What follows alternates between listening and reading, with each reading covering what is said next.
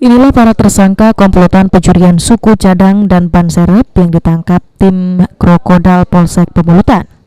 Para tersangka yang terdiri dari eksekutor pencurian dan penada hasil curian ini ditangkap polisi di tempat berbeda-beda.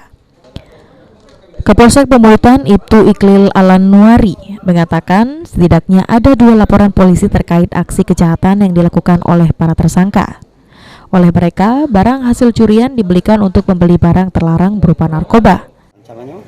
Ancaman maksimal 5 tahun penjara. Bang, kabarnya tersangka ini ya, jadi ketika kita tangkap dan sita barang bukti tersebut, kita melihat di dalam motor yang digunakan tersangka ada barang bukti seperti penggunaan narkoba di dalam motor tersebut. Ada pipet, apa itu? Pirek. Ya, plastik, sisa plastik yang digunakan pelaku untuk menggunakan narkoba. Alat untuk menggunakan narkoba. Ya. Dari tangan ketiga tersangka, petugas mengamankan sejumlah barang bukti, 1 unit sepeda motor yang digunakan untuk melakukan pencurian dan peralatan narkoba sabu.